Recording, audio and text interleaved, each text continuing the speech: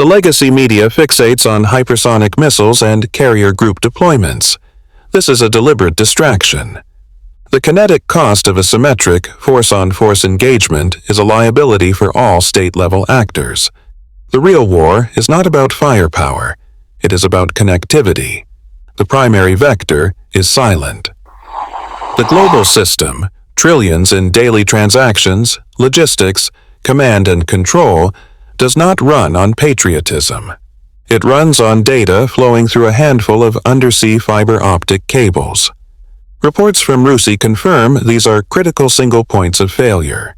The objective is not to sink a fleet, but to sever this digital circulatory system with low-cost, deniable, autonomous underwater vehicles.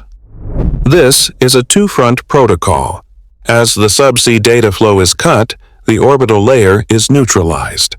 Not with kinetic anti-satellite weapons, that is crude and attributable. The vector is non-destructive. Ground-based lasers to blind sensors, GPS jamming to corrupt positioning data. The result is an information blockade. This protocol creates the blind Leviathan, a superpower with unmatched kinetic force but zero data. Its ships are adrift. Its markets cannot clear transactions. Its command structure is deaf and dumb. This paralysis is the solvency crisis. It forces a zero-sum choice. Accept cascading systemic failure or initiate a full-spectrum launch-on warning into the silence, a guess that guarantees global escalation. The adversary does not defeat the Leviathan. They unplug it. The pivot to asymmetric warfare is not a strategic choice.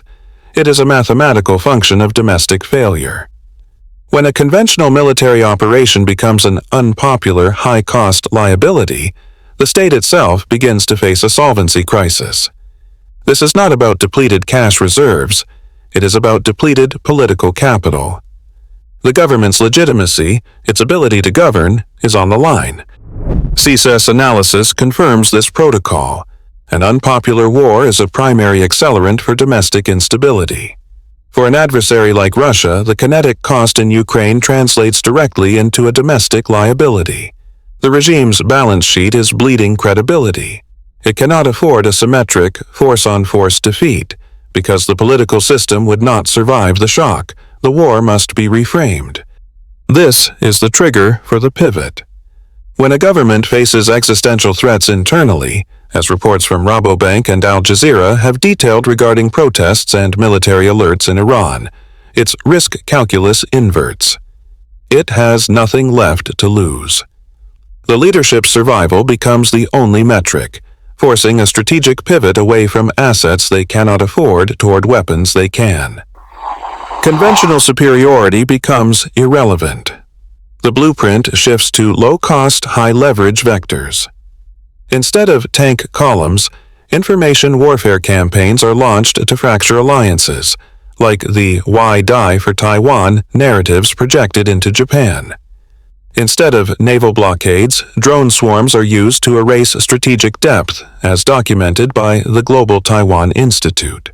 This is not a lesser form of war, it is a more efficient form of systemic attack. The motive is now clear.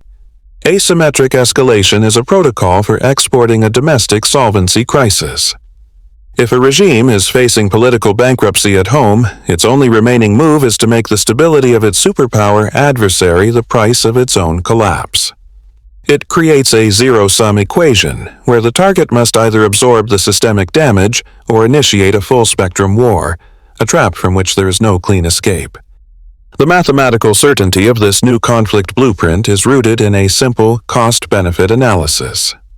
According to analysts at the Royal United Services Institute, RUSI, the kinetic cost-exchange ratio has inverted. A conventional main battle tank, a legacy asset, represents a capital expenditure of approximately $5 million. The asymmetric vector designed to neutralize it? A first-person view drone, assembled for less than $500. This is not a one-to-one exchange.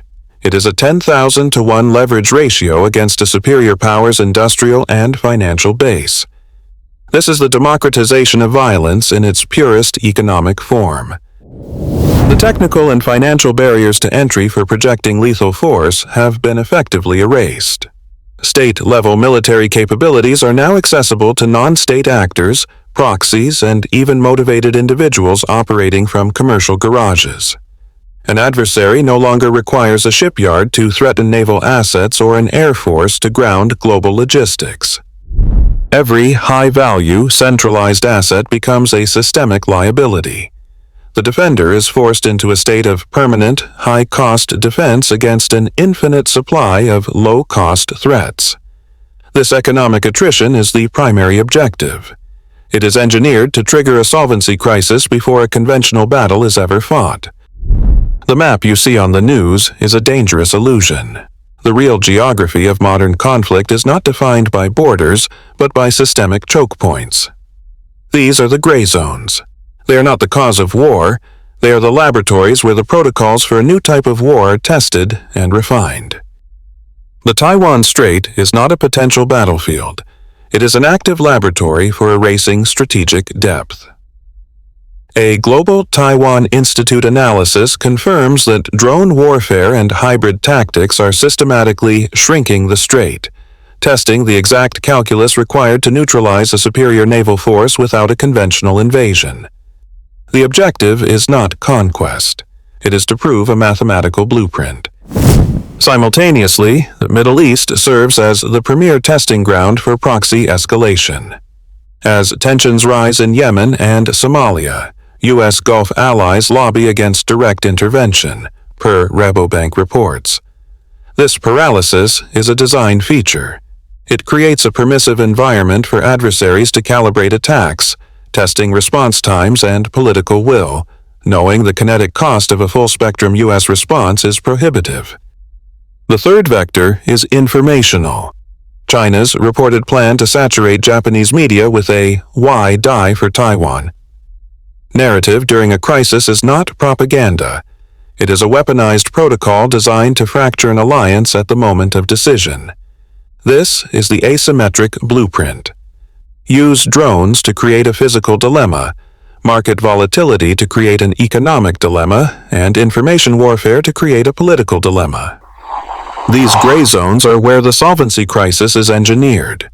According to RUSI analysts, the goal is to chain these vectors together: a drone swarm in the strait, a manufactured liquidity panic, a viral disinformation campaign, to force a superpower into a zero-sum choice, accept cascading failure of its financial and logistical systems, or launch a kinetic war it cannot afford. This is no longer theory. It is the operating model. The nuclear command and control system is the final guarantor of a nation's solvency. The protocol designed to protect it is now its most profound liability. The doctrine is known as launch-on warning. It is a mathematical protocol from an analog age. If early warning systems detect an inbound enemy missile strike, you launch your own arsenal before the incoming warheads arrive. Waiting for confirmation, waiting for the first city to vaporize, guarantees you cannot retaliate. It is a cold equation of time and distance. That protocol, however, assumes the warning is valid. The new vector of asymmetric escalation targets this assumption. The objective is not to defeat the radar, but to blind it. CSIS analysis confirms that a sophisticated cyber attack can spoof early warning satellite data, create ghost launches, or simply sever the data link to command authorities. This induces what strategists term the fog of digital war. In this scenario, the commander has two choices. Option A.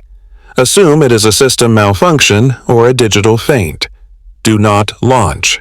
If he is wrong, the nation ceases to exist in under 30 minutes. The kinetic cost is total. Option B. Trust the protocol. Assume the attack is real and initiate the launch sequence. If he is wrong, he begins a full-spectrum kinetic war based on a digital illusion. This is the blueprint's endgame. An adversary uses a low-cost, deniable cyber vector to force a superpower into a zero-sum choice.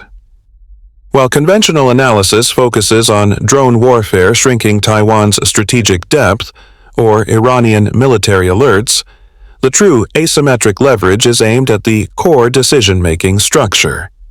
It triggers a solvency crisis not in the markets, but in the command authority itself.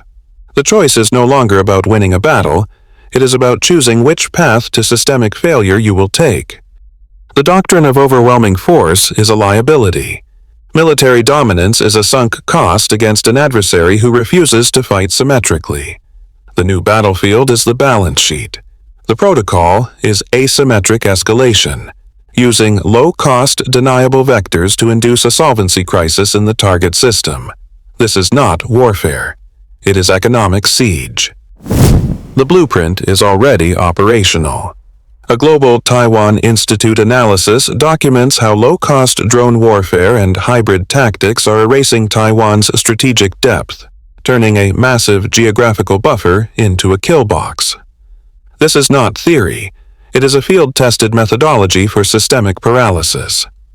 CSIS reports confirm this model is being adapted to target critical Western infrastructure nodes, ports, data hubs, and financial exchanges.